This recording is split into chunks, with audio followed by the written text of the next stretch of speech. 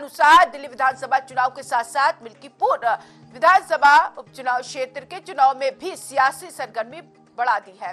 CM के साथ इस दौरे में कई मंत्री भी मौजूद थे। सीएम योगी का दौरा बीजेपी कार्यकर्ताओं को एकजुट करने और आगामी चुनाव और पार्टी की जीत सुनिश्चित करने के लिए अहम कदम माना जा रहा है।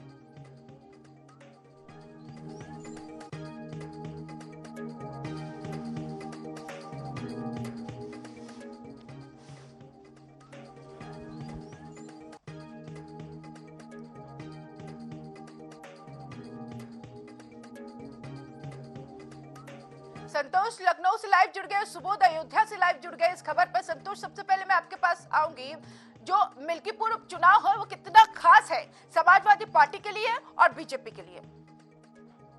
देखिए, महत्वपूर्ण सीटें हैं, समाजवादी पार्टी का कब्जा रहा है, इसके अपने विधायक रहे हैं, लेकिन वो अवधेश प्रसाद सांसद बन गए हैं। और जिस तरह से भारतीय जनता पार्टी का भी साख का सवाल है, क्योंकि वो उत्तर प्रदेश में सत्ता में है, और ऐसे में भारतीय जनता पार्टी इस सीट को हर हाल में कहीं न कहीं अपने कब्जे में करने का पूरा प्रयास कर रही है।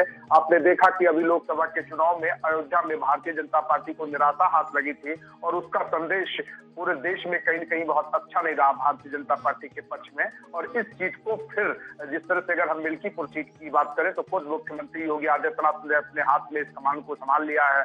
कल जिस तरह से आचार्य नरेंद्र देव कृषि विश्वविद्यालय में एक कहीं न कहीं अपने कार्यकर्ताओं को जीत का मंत्र देते हुए नजर आए मुख्यमंत्री योगी आदित्यनाथ की, कैसे जनता के बीच में जाकर के संवाद स्थापित करना है। उत्तर प्रदेश की सरकार जिस तरह से काम कर रही है उसको जन जन तक पहुंचाना है। निश्चित तौर पर देखना होगा कि परिणाम क्या होगा। लेकिन अगर हम बात करें भारतीय जनता पार्टी तो अपने 7 मंत्रियों को लगा दिया है इस विधानसभा में। वो कहीं न कहीं दूर पहुंच करके लोगों से संवाद स्थापित कर रहे हैं, और भारतीय जनता पार्टी के द्वारा जो विकास कार्य कराए जा रहे हैं उसको कहीं न कहीं धरातल पर गिराने का काम कर रहे हैं, जनता के बीच में लाने का काम कर रहे हैं। परिणाम किसके पक्ष में होगा ये देखने वाली बात होगी, लेकिन समाजवादी पार्टी और भारतीय जनता पार्टी का जिस तरह से सीधी टक्कर कहीं न कहीं इस चुनाव में देखने को मिल सकती है कि और अन्य दल तो वो पिछाड़ी खींच लिए हैं। अगर हम बसपा की बात करें खास तौर पर, परिणाम क्या होगा ये देखने वाली बात होगी, लेकिन दोनों दल बहुत ही मजबूती के साथ में इस चुनाव को जीतने के लिए लगे हुए हैं। बिल्कुल, आपके पास लौटेंगे।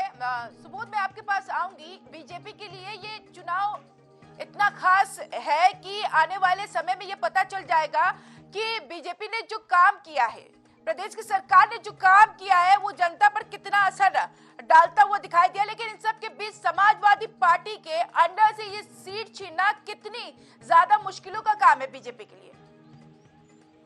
मुस्कान जी, आपको बता दें, मिल्की उपचुनाव को लेकर जिस तरीके से सीएम योगी आदित्यनाथ लगातार 5वीं बार मिल्कीपुर पहुंच चुके हैं, और आपको बता दें कल जिस तरीके से ये कुमारगंज स्थित नरेंद्र विश्वविद्यालय में ऑडिटोरियम में यहाँ पर पदाधिकारियों के साथ बैठक की है, और उसमें कार्यकर्ता भी शामिल थे। उन्होंने जीत के मंत्र दिए इन्होंने, और टिप्स बताए कि कैसे जीत हासिल करनी है, और योजनाओं की बात की जाएगी। अगर योगी सरकार ने जो योजनाएं लागू की है उसको धरातल पर लाने के लिए और लोगों को बताने के लिए सारे पदाधिकारी और मेंबरों को लगा दिया है, और कैसे जीत हासिल करनी है। ये सीट प्रतिष्ठा की बन गई है, क्योंकि भाजपा लोकसभा की ये सीट हार चुकी थी अगर बात की जाए, तो ऐसे में इस सीट को अपने पाले में करने के लिए गुरु मंत्र दिया है। बिल्कुल संजय, यहाँ पर अजीत प्रसाद को समाजवादी पार्टी ने अपना चेहरा के रूप में उतारा है, लेकिन अभी बीजेपी ने चेहरे को स्पष्ट नहीं किया है। क्या लगता है बीजेपी किन चेहरों का चयन कर सकती है और उसका समीकरण क्या कुछ होगा? मुस्कान जी, आपको बता दें, जिस तरीके से अगर मिल्कीपुर की बात की जाए तो यहाँ पर कई चेहरे हैं, क्योंकि यहाँ पर एक त्यागी जी है, उनका भी आरएसएस के हैं वो, और कई चेहरे ऐसे 4-5 चेहरे ऐसे हैं जो लगातार टिकट लाइन लगे हुए हैं। अब यहाँ से योगी जी का जो है जिस तरीके से बैठक खत्म हुई है, तो अब बहुत जल्दी वो चेहरा सामने आ जाएगा और प्रत्याशी घोषित कर दी जाएगी। ठीक है संतोष, यही सवाल आपसे, क्या लगता है बीजेपी किन चेहरों को सामने ला सकती है? क्या समीकरण हो सकता है? पार्टी ऐन वक्त पर अपना पत्ता खोलती है जब कहीं न कहीं उसको चुनाव एकदम नजदीक होता है और पर्चा दाखिल करने का जब वक्त होता है तो ऐसे मौके पर वो अपना पत्ता खोलने का काम करती है, क्योंकि जो अपने लोग हो वो नाराज ना हो, उनमें किसी प्रकार का द्वेष भावना और वो ना हो पाए। तो ऐसे में आपने देखा कि जब लोकसभा का चुनाव था तब भी जब पर्चा दाखिला का एकदम अंतिम समय था तब उन्होंने अपने प्रत्याशी को घोषित करने का काम किया। और साथ ही अभी जब उपचुनाव थे जिसमें भारतीय जनता पार्टी ने 7 सीटों पर अपनी जीत दर्ज की थी तो उसमें भी एकदम लास्ट मौके पर ही अपने प्रत्याशियों की घोषणा की थी। तो ऐसा माना जा रहा है कि लगभग 5 नामों का जो चर्चा है, यानी 5 नामों का आवेदन ले लिया गया है, लेकिन उनमें से किस नामों पर अंतिम मुहर लगती है ये केंद्रीय नेतृत्व तय करेगा, क्योंकि यहाँ से जो फाइनल है वो भेज दिया जाता है संगठन मंत्री की तरफ से और उसके बाद में जो अंतिम निर्णय होता है वो केंद्रीय नेतृत्व लेता है और उन्हीं की तरफ से कहीं न कहीं ये नोटिफिकेशन जारी करने का काम भी मुस्कान जी किया जाता है। लेकिन जिस तरह से हम बात करें तो 4 नामों की जो अगर 4 नामों की बात करें तो 4 नामों से आवेदन ले लिया गया है। जो आवेदन करने वाले लोग हैं उन पर ये देखा जाता है ये जातीय समीकरण कितना इन पर महत्वपूर्ण होता है। साथ ही अगर हम बात करें तो जनता के बीच में किस तरह से इनका समन्वय रहा है, किस तरह से कोई विरोध ना हो। तो ऐसे में जातीय समीकरण भी बहुत ही महत्वपूर्ण इस चुनाव में माने जा रहे हैं और लिहाजा किसी प्रकार की कोई गलती भारतीय जनता पार्टी नहीं करने वाली है। तो अपने प्रत्याशियों का चयन बहुत ही सोच समझ के करना। साथ ये भी जानना जरूरी है कि मिल्कीपुर की जनता का चुनावी मुद्दा क्या है, क्या चाहती है मिल्कीपुर की जनता? देखिए, मिल्कीपुर की जनता की अगर हम बात करें तो मिल्कीपुर की जनता जिस तरह से कहीं न कहीं समाजवादी पार्टी को जब आपने देखा कि 2000 अगर हम इसके पहले 22 की चुनाव की बात करें तो पूरी भारतीय जनता पार्टी की एक लहर थी, लेकिन उस लहर में भी यहाँ की जनता समाजवादी पार्टी के प्रत्याशी को अपना मताधिकार का प्रयोग करके उसको विधानसभा भेजने का काम किया था। लेकिन अब की बार कहीं न कहीं जिस तरह से भारतीय जनता पार्टी लोगों के बीच में जाकर के समन्वय स्थापित कर रही है, तमाम तरह के विकास कार्य को गिराने का काम कर रही है, देखना होगा कि जनता किस हिसाब से वोट करती है। लेकिन जनता की बात करें तो हर व्यक्ति यही चाहता है कि हमको कहीं न कहीं विकास हो, हमारे विधानसभा का विकास हो और खासतौर पर वो बहुत ज्यादा महत्वपूर्ण होता है कि जो हमारे नेता हो, कॉन्स्टिट्यूंसी के विधायक हो, वो इस तरह का काम हो कि कहीं न कहीं जनता के बीच में वो हर एक सुख और दुख में खड़ा रहे और सरकार तक हमारी बात को पहुंचाने में सफल हो। देखना होगा कि भारतीय जनता पार्टी किसको अपना प्रत्याशी वहां से घोषित करती है, क्योंकि नोटिफिकेशन अगर हम बात करें आयोग के जारी होने के बाद है कि क्योंकि बसपा ने यूं ही हाथ खींच लिया, वो चुनावी मैदान में नहीं है, कांग्रेस का भी पता नहीं है, लेकिन समाजवादी पार्टी ने अपने चेहरे की घोषणा कर दी है, बीजेपी अभी बाकी है। सुबोध मैं आपके पास आऊंगी, तो ऐसे में जब सीएम योगी आदित्यनाथ 4 बार से मिल्कीपुर पहुंच चुके हैं तो इससे अंदाजा लगा सकते हैं ये जो सीट है काफी कठिनाई वाली सीट है बीजेपी के लिए। समाजवादी पार्टी का गढ़ रहा है। अब ये मुकाबला और भी दिलचस्प इसलिए भी बन गया है क्योंकि अवधेश प्रसाद पहले विधायक थे, अब सांसद बनने के बाद सीट खाली हुई, अपने पुत्र को मैदान में उतार दिया है। तो बीजेपी के लिए ये कितनी चुनौती वाला ये जो चुनाव है होने वाला है, और ऐसे में मिल्कीपुर में जाकर बीजेपी ने किस तरीके से जनता को साधने की कोशिश की और अभी भी कर रहे हैं। मुस्कान जी, आपको बता दें जिस तरीके से मिल्की उपचुनाव एक प्रतिष्ठा की सीट बन चुकी है कि जहां पर उत्तर प्रदेश के योगी आदित्यनाथ को लगातार 4 से 5 बार यहाँ आना पड़ा और कहीं ना कहीं डर तो है ही है। जैसे कहावत है, बहुत कठिन डगर पंगत की, तो ऐसा लगता है कि डर तो समाया हुआ है, इसीलिए लगातार 5-6 बार इनको आना पड़ रहा है क्योंकि ये सीट प्रतिष्ठा की बन चुकी है। क्योंकि अभी फैजाबाद लोकसभा का चुनाव हुआ था तो उसमें भाजपा को हार सामना करना पड़ा था।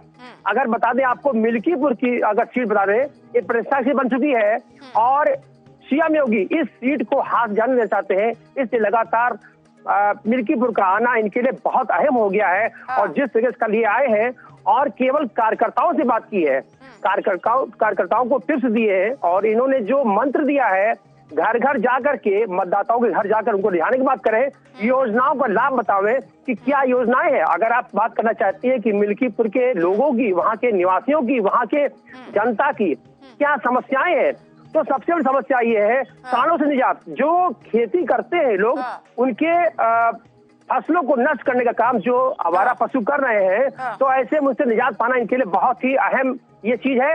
अगर बता दें आपको, जिस तरीके से समाजवादी पार्टी भी पीछे नहीं हट रही है, क्योंकि ये भी जो है अब प्रतिष्ठा वाली सीट बनाया है, तो यानी टक्कर दोनों की है। आपने क्या देखा मिल्कीपुर में? जिस तरीके से हलचल बीजेपी में है, वैसे ही हलचल समाजवादी पार्टी में भी है मिल्कीपुर में?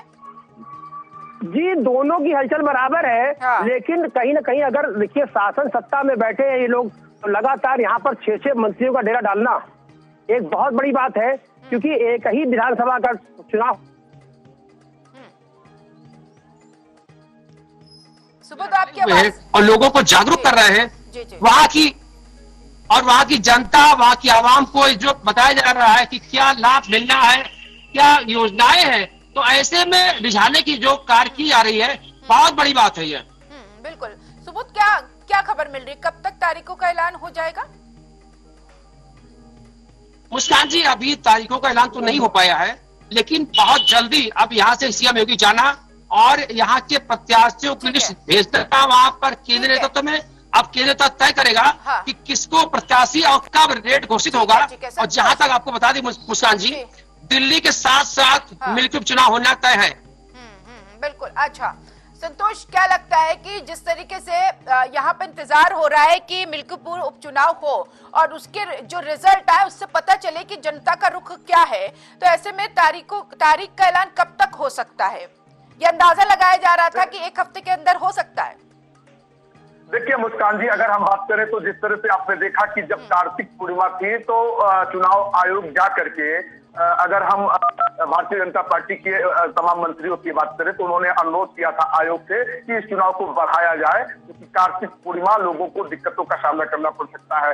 ऐसे में प्रदेश में एक बहुत बड़ा आयोजन होने जा रहा है, जो विश्व स्तर का आयोजन है। अगर हम महाकुंभ की बात करें तो जिस तरह से अगर हम बात करें तो ऐसा माना जा रहा है कि इसको निपटाने के बाद ही कहीं न कहीं नोटिफिकेशन जारी कर सकता है, क्योंकि विश्व भर से लोग यहाँ पहुंचेंगे। उत्तर प्रदेश से प्रयागराज में बहुत बड़ा कुंभ का आयोजन हो रहा है, तो निश्चित तौर पर फिलहाल आयोग देखना होगा कि अपना नोटिफिकेशन कब जारी कर सकता है। लेकिन जिस तरह से उत्तर प्रदेश में बहुत बड़ा आयोजन होने जा रहा है, पूरे प्रदेश से फोर्स वहां लगाई गई है, सुरक्षा व्यवस्था का भी पूरा ध्यान देना है। साथ ही अगर किसी एक कॉन्स्टिट्यूंसी में चुनाव होते हैं तो वहां की ये जिम्मेदारी होती है कि तमाम से बड़े नेता वहां पहुंचे, प्रचार प्रसार करें। तो ऐसे में अब आयोग के ऊपर ये निर्भर होता है कि कब कहीं न कहीं ये चुनाव कराए।